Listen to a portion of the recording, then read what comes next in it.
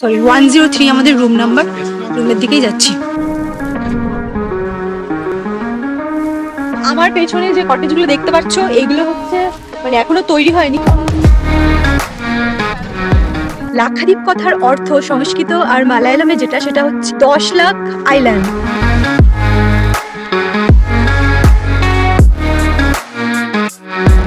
দ্বীপের সমন্বয়ে গঠিত লাক্ষাদ্বীপ, আর তার একটা হচ্ছে বাঙ্গারাম যেটাতে লোক থাকে না, সেখানেই আমরা এসেছি।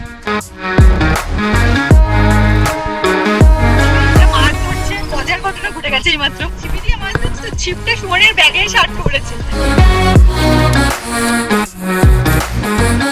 আমরা অনেকেই লাক্ষাদ্বীপে যেতে চাই, কিন্তু কোন এজেন্ট বা কোন ওয়েবসাইটের থ্রুতে আমরা যাব আমরা হয়তো অনেক সময় বুঝতে পারি না বা কনফিউজ হয়ে যাই। তো তাদের জন্য আমি আজকে আলোচনা করব যে আমরা কিভাবে লাক্ষাদ্বীপে যেতে পারি। তো আমরা দু রকমভাবে লাক্ষাদ্বীপে যেতে পারি, এক হচ্ছে সমুদ্রাম প্যাকেজ, আরেকটা হচ্ছে আইল্যান্ড প্যাকেজ। তো সমুদ্রাম প্যাকেজ যেটা সেটা হচ্ছে 5 ডে ক্রুজ। তো এক্ষেত্রে কি হয়, জাহাজটা কোচি থেকে ছাড়ে, তো লাক্ষাদ্বীপের বিভিন্ন আইল্যান্ডে থামে, আর সেই একই ওয়েতে আবার কোচিতে ব্যাক করে। তো এই গেল সমুদ্রাম প্যাকেজটা। আরেকটা হচ্ছে আইল্যান্ড প্যাকেজ। তো আইল্যান্ড প্যাকেজের ক্ষেত্রে যেটা হয় সেটা হচ্ছে যে আপনি যে আইল্যান্ডটাতে মানে চুজ করবেন যাওয়ার জন্য, সেখানেই আপনাকে গোটা কতক দিন ওখানেই আপনাকে এক্সপ্লোর করতে হবে, ওখানেই থাকতে হবে।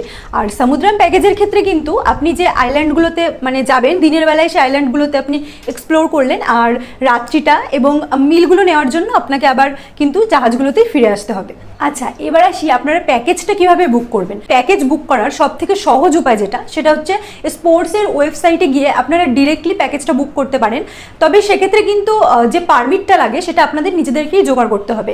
আর সেটা যদি আপনারা না করতে চান তাহলে আরেকটা কাজ করতে পারেন, সেটা হচ্ছে স্পোর্টসের ওয়েবসাইটে প্রচুর আপনার অথরাইজড ট্রাভেল এজেন্ট রয়েছে। তো তাদের মারফত আপনারা যদি যোগাযোগ করেন তো তাদের মারফত আপনারা সেই পারমিটগুলো পেয়ে যাবেন। সেক্ষেত্রে আপনাদের নিজেদের কোনো হেডেক থাকবে না। তো এবার আসছি খরচে। তো খরচটা অবভিয়াসলি ডিপেন্ড করছে সমুদ্রাম প্যাকেজের ক্ষেত্রে আপনি কোন ক্লাসে থাকবেন তার উপরে। মানে আপনি যদি ডায়মন্ড ক্লাসে থাকেন তাহলে সেক্ষেত্রে পার হেড খরচ পড়বে 30,000, মানে 5 দিনের জন্য ইনক্লুডিং মিল।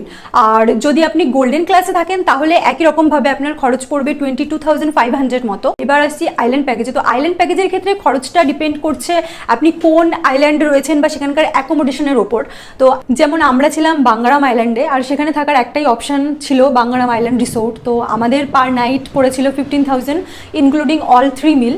তো আপনারা কত দিন থাকবেন তার উপর আপনাদের টোটাল যে মানে প্যাকেজের যে খরচটা সেটা ডিপেন্ড করছে। আর তার উপর যদি আপনারা কিছু ওয়াটার অ্যাক্টিভিটিস করেন বা কাছের যে সমস্ত আইল্যান্ড আছে সেখানে যদি আপনারা এক্সকারশন করতে চান তাহলে সেটার খরচ কিন্তু এক্সট্রা পড়বে।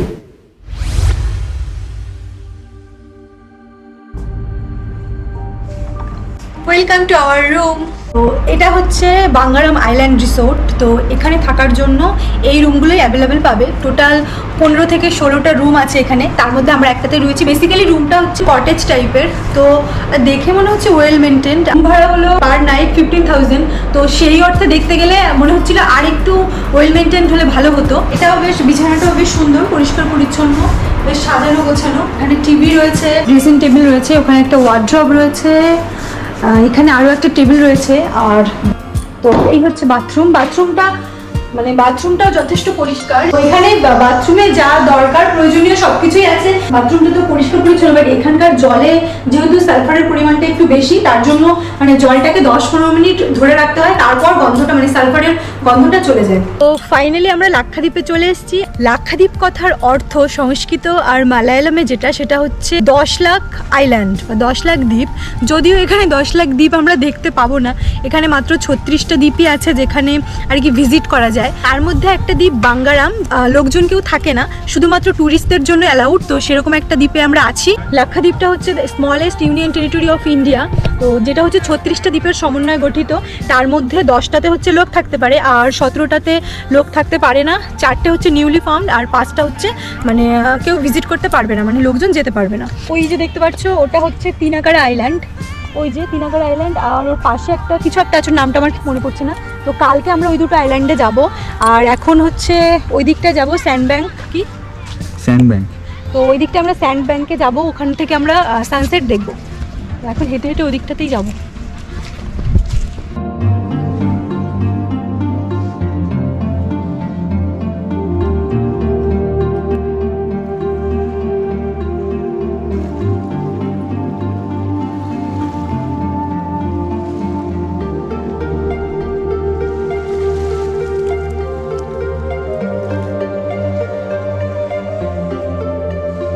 একটা খুব দারুণ জিনিস জানতে পারলাম, সেটা হচ্ছে যে আমি সুমনকে বাড়ি থেকেই বলছিলাম যে এখানে ক্যান্ডেল লাইট ডিনারের ব্যবস্থা আছে কিনা। তো এইমাত্রই জানতে পারলাম যে হ্যাঁ, এখানে ক্যান্ডেল লাইট ডিনারের ব্যবস্থা আছে। বেসিক্যালি মানে শুধু কাপলদের জন্য আলাদা করে যে ক্যান্ডেল লাইট ডিনারটা হয় ওটার কোনো মানে ওরকম কোনো ব্যাপার নয়, সবার জন্যই হবে। আর ওরাই আর কি বিচেই ওই লাইটের ব্যবস্থা করে দেবে আর ওখানেই ডিনারটা হবে, মানে এটা সবার জন্য, এটাই ক্যান্ডেল লাইট ডিনার।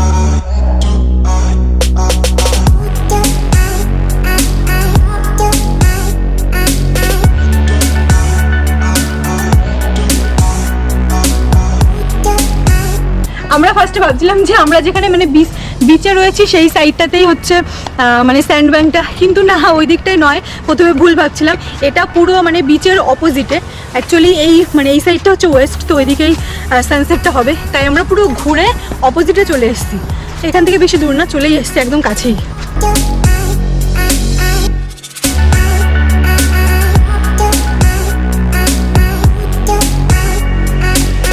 হেলিপ্যাড, মানে যখন ওয়েদার খারাপ থাকে জেটিতে করে বোটে করে এখানে আসা যায় না, তখন এই জায়গাটাতেই হেলিকপ্টার এসে দাঁড়ায়। এর সামনে হচ্ছে স্যান্ড ব্যাংকটা, যেখান থেকে আমরা সানসেট দেখব।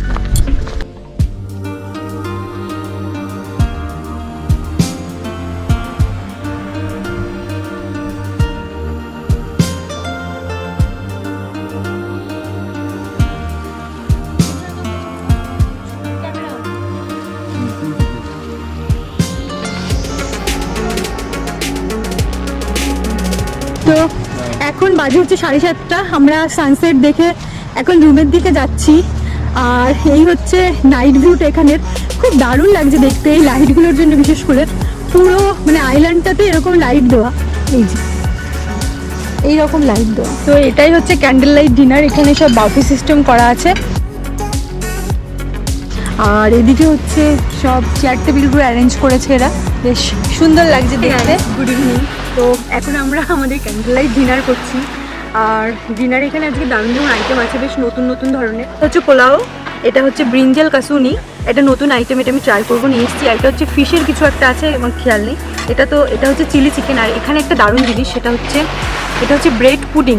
তো এটা খেয়ে দেখবো কেমন লাগে।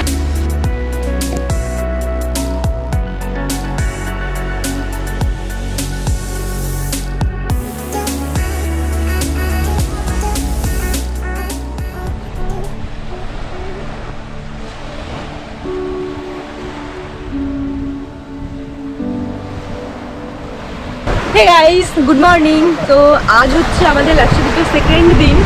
আর সকালবেলায় আমি ঘুম থেকে উঠে বিচে চলে এসেছি। সুমন আমার অনেক আগেই এসছে, ও 6:30 নাগাদ এসছে। এখানে সানরাইজ হয় 6:50, আর আমি এখন এসেছি, এখন প্রায় 7:30 বেজে গেছে। তো আজকে আমাদের প্ল্যান আছে মানে সকালে আর কি, খুব রোদ ওঠার আগে আমরা পুরো বিচটাকে মানে হেঁটে কভার করবো।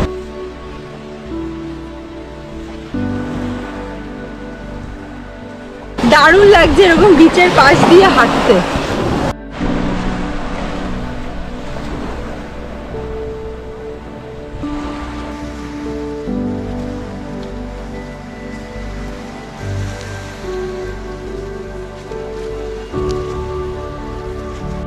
তো সবে তৈরি হচ্ছে, তবে আমরা যে কটেজে রয়েছি তার থেকে এই কটেজগুলো মানে দেখতে বেশি ভালো, ফিলটা মানে ভিলা টাইপের অনেকটা ফিল আসছে দেখে।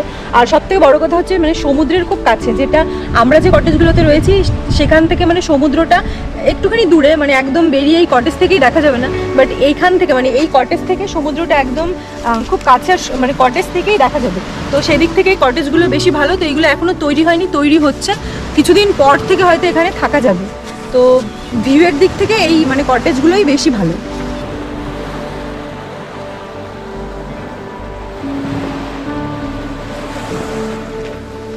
এখান থেকেই হচ্ছে মানে আইল্যান্ডটা স্টার্ট হচ্ছে একদম এখান থেকে, এর পরে আর যাওয়া যায় না।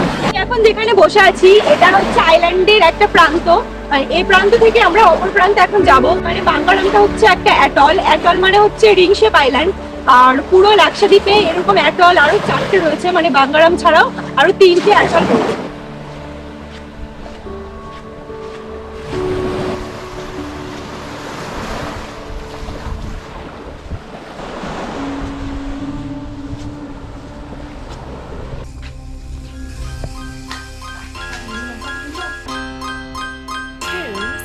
হে গাইস, তো আমরা এখন ব্রেকফাস্ট করে রুমে এসে ফ্রেশ হয়ে নিয়েছি।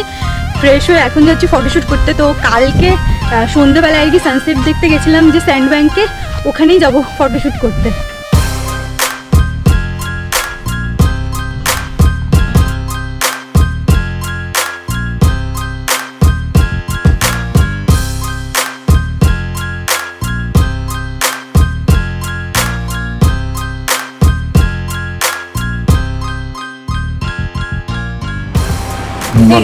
আমরা ফটোশ্যুট করে চলে এসেছি আর এখন লাঞ্চ করছি।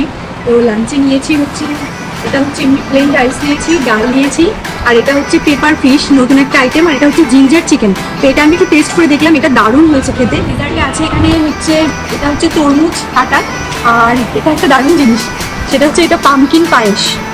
ঠিক আছে, তো এটা আমি অল্প করেই এনেছি,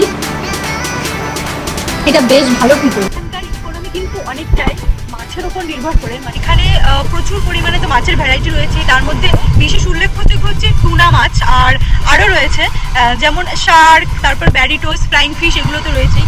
তো এই মাছগুলো কিন্তু এখানকার অর্থনৈতিক মানে দিকটাকে উন্নত করার জন্য অনেকটাই গুরুত্বপূর্ণ। আর এই দেখো এরা মাছ ধরছে, মাছ ছিপি দিয়ে মাছ ধরছে, আর এরকম ধরে ধরে পুরো বালির মধ্যে তুলে তুলে রাখছে। তো এটা দেখতে দারুণ লাগছে।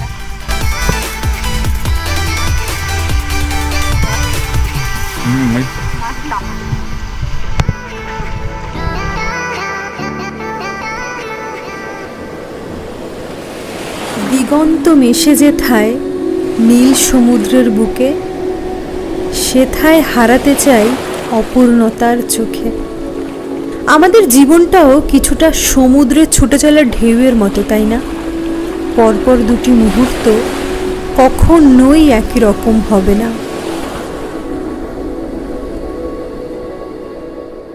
ওখান থেকে আনিনি, তাই আবার দৌড়ে দৌড়ে আমি আর সময় দুজনে স্ট্যান্ড ব্যাংকে চলে এসেছি।